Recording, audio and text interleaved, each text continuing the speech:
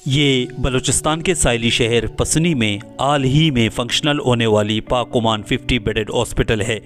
ये hospital Omani grant से 2015 को तामीर हुई थी, जो पसनी शहर से 4 किलोमीटर के फासले पर एयरपोर्ट रोड पर वाक़ है। इस हॉस्पिटल का अपना ट्रांसपोर्ट सिस्टम भी है, जो फीमेल स्टाफ को पिक एंड ड्रॉप की सहूलत फराहम करती है। इस हॉस्पिटल को हुकूमत बलूचिस्तान की जानिब से भी खसूसी सहूलियात देने की प्लानिंग चल रही है।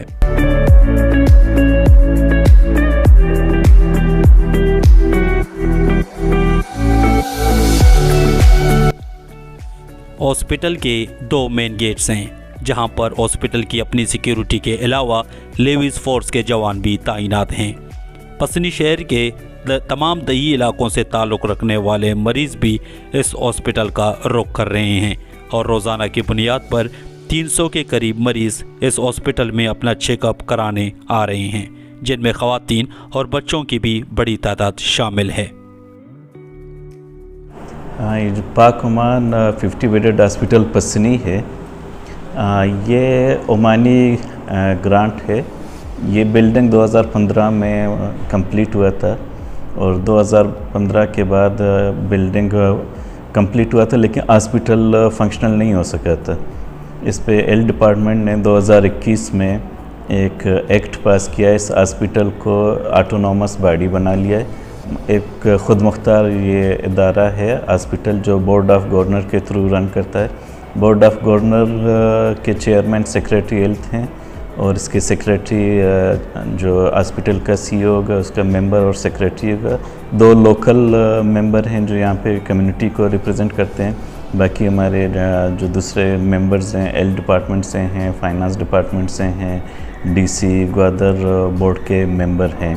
तो 2021 में जब ये एक्ट पास हुआ था, उसके बाद हॉस्पिटल की जो फर्स्ट बोर्ड की मीटिंग हुआ था, उस मीटिंग में ये डिसाइड हुआ था कि हम स्टार्ट लेंगे हॉस्पिटल, और 8 मार्च से हमारी OPD सर्विसेज स्टार्ट हो गई हैं। जो इस हॉस्पिटल का मकसद है कि यहाँ पे हम सेकेंडरी लेवल के सर्विसेज प्रोवाइड करें, न सिर्फ पसनी बल्कि इर्द गिर्द के जो इलाके हैं उनको हम क्वालिटी हेल्थ सर्विसेज प्रोवाइड करें। इस हॉस्पिटल में हम स्पेशलाइज्ड हमारे पास कंसल्टेंट हैं, जैसे 12 स्पेशलिटीज़ हैं। हमारे पास जूनियर कंसल्टेंट्स हैं, लेडी मेडिकल ऑफिसर्स हैं, जूनियर कंसल्टेंट्स हैं और male medical officer, dental surgeon, dental specialist यहाँ पे अवेलेबल हैं।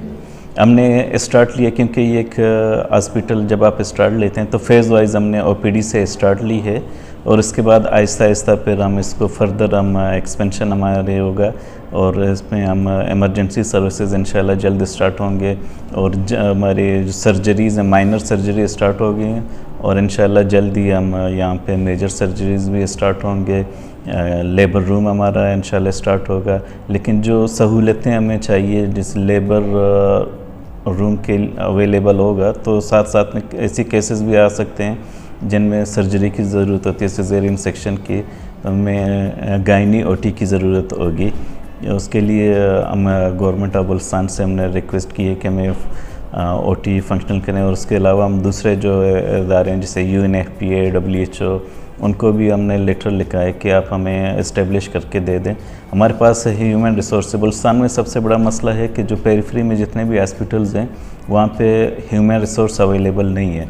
हमारे पास ह्यूमन रिसोर्स अवेलेबल है। हमें जैसे ही ये इक्विपमेंट्स मिल जाएंगे तो हम 24/7 हमारी गायनी सर्विसेज, गायनी OT और लेबर रूम सर्विसेज ये मिल जाएंगे। इसके अलावा कुछ मेडिसिन्स का ओवरऑल पूरे मुल्क में मसला है। सिर्फ बलूचिस्तान में हमारी या हॉस्पिटल का मसला नहीं है, ये ओवरऑल पूरे कंट्री का मसला है, मेडिसिन्स की शॉर्टेज है। तो इस पे भी हम काम कर रहे हैं इंशाल्लाह और हम रिक्वेस्ट भी करते हैं मुख्तलिफ इदारों से कि हमें अगर मेडिसिन प्रोवाइड करें ताकि यहाँ पे जो लोग हैं हम उनको मेडिसिन दे दें और उनको सर्विसेज प्रोवाइड कर सकें। थैंक यू कि आप लोग आए हैं यहाँ और हॉस्पिटल को कवरेज दे रहे हैं।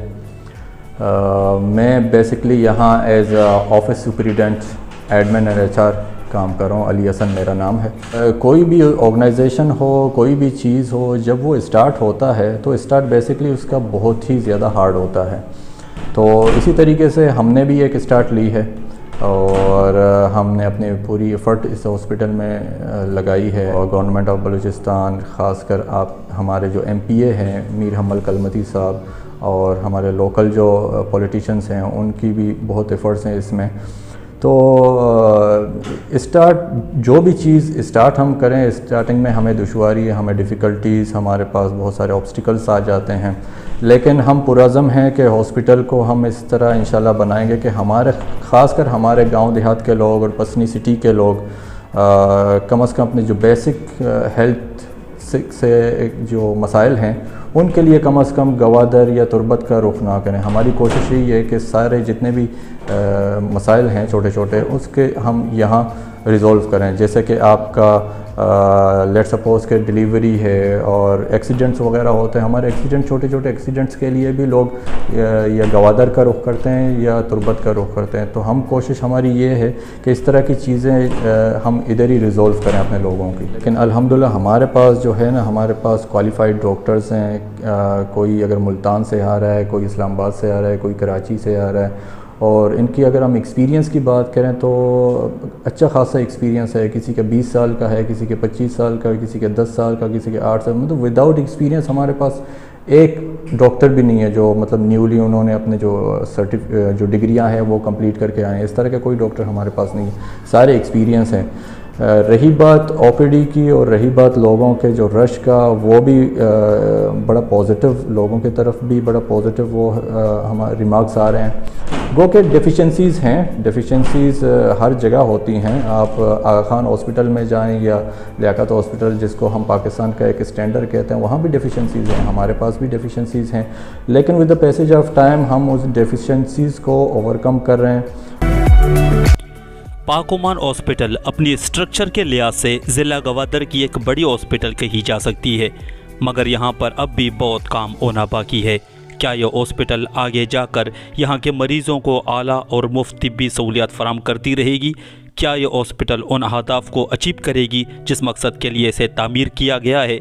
इन सवालों का जवाब आने वाला वक्त ही देगा।